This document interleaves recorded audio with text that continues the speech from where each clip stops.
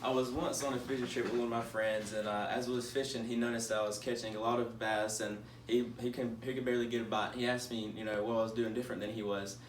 After that, I looked at his tackle and his techniques and all that, and I noticed that there was a big flaw in all the above. And so, I not only wanted to not only inform him but also everyone else about the basics of bass fishing to improve their next outing. There's many points on bass fishing, but one of the main ones is just where to find bass. And there's many places such as ponds, lakes, rivers, and creeks, anywhere pretty much you can find them. And so there's many places you can find them, but also you need to know the basics such as rod, reel, line, what kind of lures and all that, and you can find all the above in any outdoor store. When it comes to baits, there's live baits, and you can pretty much use this during any given season or any time of this year. Bass usually don't go after live baits, but you might get lucky every now and then and catch one. But the main bait that is used is artificial baits, and these baits consist of crankbaits, spinner baits, topwater, and then you also got artificial worms, artificial lizards, and artificial crawfish. And most of these baits are used by many professionals, and they are used in a variety to help improve the fishing journey that they have, and it helps them out. So another thing that comes into play is conditions. The biggest factor is where the fish will be when they're biting during that time of the season. The seasons during the winter, fish usually are found. They usually move to deeper water, and during this point in time, you will need to use like a slow moving bait in the deeper water that can go dive deep down to that can dive deep down to grab their attention. And then during the summer, you do the exact same thing as they're in the deeper water, trying to feed up for pre-spawn. And then during the spring, you use fast-moving baits, and you use fast-moving baits to help grab their attention. And as they're getting off spawn, they're going to be pretty much eating anything. Then when it comes to another factor is you got spawn, pre-spawn, and then post-spawn.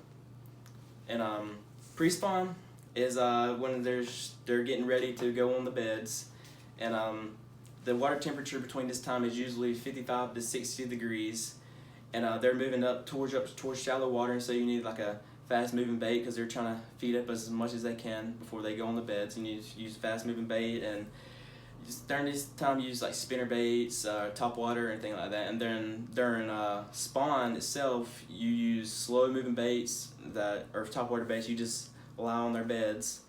You can just lay them right on top of the beds, because as they're on the beds, guarding their fry, they're just going to sit there and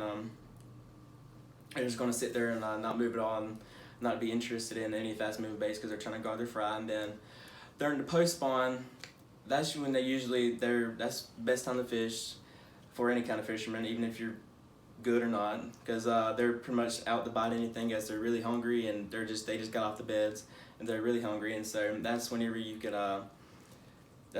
bite anything. And then lastly, the color of the baits you throw depend on the weather conditions and the water color.